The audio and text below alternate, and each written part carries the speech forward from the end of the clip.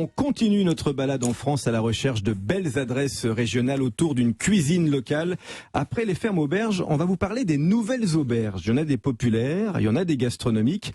Elles ont en commun le but de nous faire aimer une cuisine locale. Et nous avons invité le journaliste et auteur Victor Coutard qui vient nous voir avec un très beau livre, Nouvelles auberges, paru chez Tana Éditions. Il est avec nous en studio Coluche ce samedi. Bonjour Victor. Bonjour. Bonjour Victor. Merci d'être là. Vous avez sillonné toute la France avec Anne-Claire Hérault qui est photographe pour écrire ce beau livre.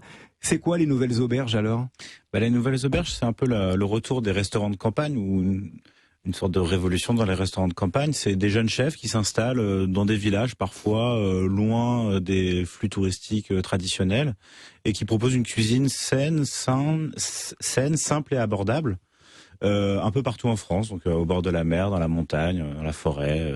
Un peu partout. Alors vous le dites, ce livre est parti en fait du constat que malheureusement, et c'est vrai, on est obligé de le reconnaître, quand on se balade en France, il y a beaucoup de petits restaurants, mais il n'y a pas forcément beaucoup de petits restaurants qui proposent une cuisine régionale et locale. Et c'est parti de là en fait l'idée de ce livre.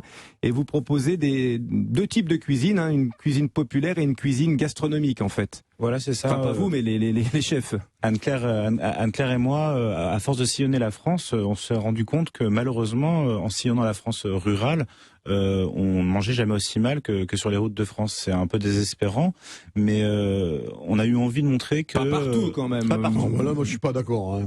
On a eu c'était difficile. Non, je suis pas d'accord en pourcentage. Je pense qu'on mange aussi mal à Paris. Voilà. Oui, il y a les brasseries avec les cartes à rallonge. En province, non, mange mal. Je suis pas d'accord. Non, c'est pas ce que je veux dire. Ce que je voulais dire, c'est que peut-être qu'il y a moins de choix, c'est peut-être plus difficile de trouver. Et qu'il y a tout autant de mauvais restaurants ou de bons restaurants d'ailleurs partout. C'est juste que il y a moins de choix nécessairement quand on se retrouve dans des petits villages ou loin de grandes villes. Donc je dis pas qu'on mange mal en campagne. Je dis que c'est parfois plus difficile de trouver où bien manger. Et on a eu envie de mettre en valeur ceux qui essayent de faire au mieux et ceux qui font du bien. Et donc tout est parti de l'auberge de Chassignol en Auvergne. C'est le point de départ de votre livre, ça. Oui, moi c'est un endroit que j'adore. C'est un endroit c'est un vrai refuge gourmand. C'est très loin. Il faut y aller. Et c'est très peu cher. Je pense que c'est important de le dire. C'est 28 €, je crois, un menu complet en 4 étapes.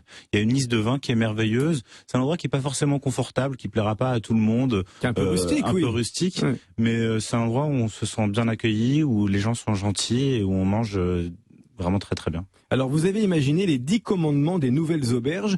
On n'est pas loin des 10 commandements de la nouvelle cuisine de Go Emilio à l'époque, mais je trouve que c'est important de les rappeler ces 10 commandements parce qu'effectivement dans une auberge, on vient chercher de la convivialité. On en parlait juste avant avec Yves pendant la pause. De quoi on a envie quand on rentre dans une auberge, Yves ? La première chose, c'est de voir un auteur, un patron qui est là, qui est heureux de vous recevoir, qui vous prend pratiquement dans ses bras.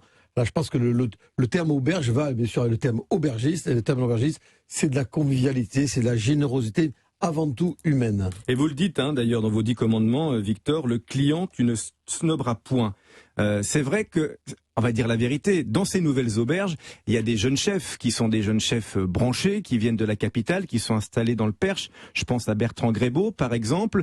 C'est vrai qu'on a envie d'empathie et que cette cuisine-là, ces chefs-là, parfois, ont été un petit peu distants avec le client aussi.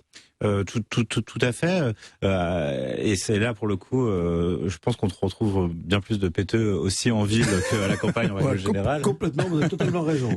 Mais bon, là, il faut voir que vous parlez de Bertrand Grébeau, sa démarche est très honnête. Quand on va chez Dunhill, et c'est finalement à la convivialité, je pense que c'est l'autre point très essentiel des nouvelles auberges, c'est l'honnêteté.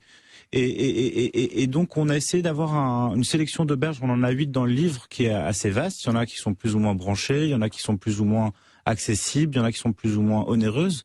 Mais l'idée c'était aussi qu'il y en ait pour tous les goûts. Alors en circuit court tu achèteras, de saison tu cuisineras, des vins naturels tu serviras, ton restaurant tu chériras. Pourquoi des vins naturels ? Parce que ils veulent faire découvrir une nouvelle génération de vignerons un peu ces aubergistes. Ça, je pense que c'est une sorte de nouvelle tendance gastronomique qui est associée en fait à ces nouvelles pratiques du vin et qu'en fait ils ont une philosophie qui est assez proche. Et aussi parce que c'est rigolo, les nouveaux vignerons sont installés parfois dans des appellations qui avaient été délaissées ces dernières années. Et donc, oui, mais ils sont pas forcément nature pour autant. Non, ils sont pas forcément nature pour autant, mais par contre, dans les hôtels, les auberges qu'on a citées, ils servent du vin Oui, naturel. c'est une grande tendance, c'est une mode. Non mais Olivier, c'est une mode. qu'est-ce qu'on en a à foutre que ce soit nature? Bah rien. Non mais moi, Non, mais on est d'accord, rien. et pourtant, Dieu sait que je suis de cette génération-là, et je peux dire qu'on a été les pionniers de ça, mais ça m'insupporte maintenant. Moi, je veux que ce soit bon. Voilà. Faut qu'on arrête avec ça. Il faut simplement que le vin soit bon. Je suis totalement Et à d'accord. la limite, je vais exagérer. Et en quantité. Alors, ces adresses que vous proposez, Victor Coutard, dans ce livre, elles font la part belle aux producteurs locaux, évidemment. Alors, je pense à la cabane à matelot, avec le pêcheur qui est devant le restaurant, qui vient fournir les produits du jour. Il est même propriétaire du restaurant, ce pêcheur, et du coup, il a 22 kilomètres de Loire qu'il pêche tous les jours, et tout ce que vous mangez, c'est des poissons pêchés le matin même, enfin la nuit même. Il y a de la lamproie, il y a de la lauze. À Chassignol, le lait de la ferme juste à côté, Voilà. Bien entendu. Et les cochons, et le potager. Il y a le Garde Champêtre qui est une belle auberge aussi dans votre livre. Oui, voilà, qui c'est dans les champagnes de l'Aube, qui sont des champagnes peut-être parfois méconnus. Là, c'est un couple japonais et portugais elle est japonaise, il est portugais. C'est incroyable que ça doive s'appeler les nouvelles auberges, parce qu'en fait, il n'y a rien de nouveau là-dedans. C'était exactement comme ça que ça se passait il y a 30 ans dans toutes les auberges. Alors c'est là que malheureusement ça a glissé. C'est vrai que ça a glissé. Ça a énormément mais glissé. c'est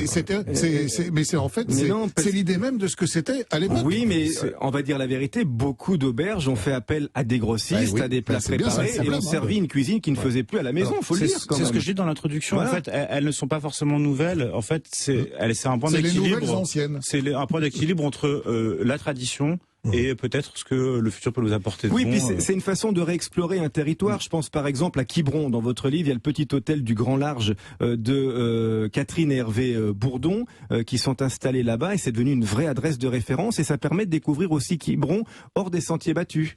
Bien sûr, c'est un exemple. Ils ont une étoile, le petit hôtel du Grand Large. C'est une cuisine qui est basée sur la mer, et c'est un endroit quand même complètement incroyable. Ils emploient deux jardiniers à temps complet. Donc quand vous payez pour de la nourriture, vous payez aussi pour qu'à Quiberon, il y ait des gens qui puissent vivre du jardin et de leur passion ou de leur métier. Ça crée de l'emploi aussi sur le lieu. C'est quelque chose qui est très important pour moi. C'est ces nouvelles auberges, elles sont une dynamique pour ces villages. Elles s'inscrivent dans un environnement et elles ne se coupent pas des gens de la nature qui les environne. Et c'est vraiment le cœur du projet, c'est ça.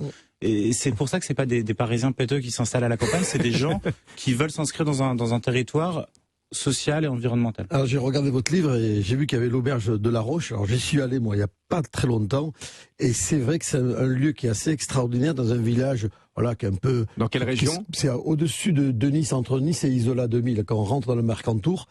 Il fait 100% de produits des Alpes-Maritimes. C'était un village qui était un peu moribond. Il a redonné, j'ai envie de dire, le poumon. Il a redonné du souffle au village, et il fait vivre les gens autour de lui. Et il amène en plus une densité humaine et peut-être aussi une ouverture d'esprit à un village qui touche à une cuisine qui est peut-être pas totalement compréhensible par le commun des mortels, mais les gens ont confiance, et surtout à des prix qui restent très accessibles à tous les villageois. Parce que c'est souvent le reproche qu'on peut faire dans des restaurants qui sont assez qualitatifs dans des régions de France ou dans des coins un peu perdus, c'est qu'il y a des prix un peu élevés et ils oublient les locaux. Et là, ce n'est pas le cas. C'est une superbe réussite. Eh ben ça, c'est vrai. Nouvelles auberges. Alors attention, ce n'est pas qu'un guide, entre guillemets, de nouvelles auberges. Il y a aussi plein de recettes dans ce livre, parce que vous êtes allé rencontrer, on vient d'en parler, de vrais chefs cuisiniers qui ont tous un univers, une cuisine et puis un territoire à défendre, comme on dit. Oui, alors il y a, en plus on a pour tous les goûts, parce que on parlait de l'auberge de la Roche, qui a une cuisine quasi semi-gastronomique, qui est très subtile. Il y a des recettes que j'adore à Chassignol, par exemple, où c'est juste des modes de cuisson du poulet. C'est un truc formidable. Moi, je connaissais pas. Peut-être que vous, ça vous paraît tout à fait logique, mais poché, c'est ça. Voilà, on le poche, on le met dans l'eau froide, dans un bouillon, on le porte à ébullition une première fois, on laisse refroidir, on porte à ébullition une seconde fois. Et là, le poulet est parfaitement cuit. Alors, Milan, qui adore le beurre, qui est le chef de Chassignol, lui le découpe et après le fait rôtir un peu dans le beurre pour qu'il soit un peu... et il rajoute en plus une sauce au beurre. Vous n'êtes pas obligé de faire tout ça. Mais c'est une très belle technique, ça, justement. Merci d'être venu nous en parler, Victor Coutard. Nouvelles auberges, cuisine de campagne chez Tana Édition. C'est un joli road trip. Ne bougez pas. On revient dans un instant avec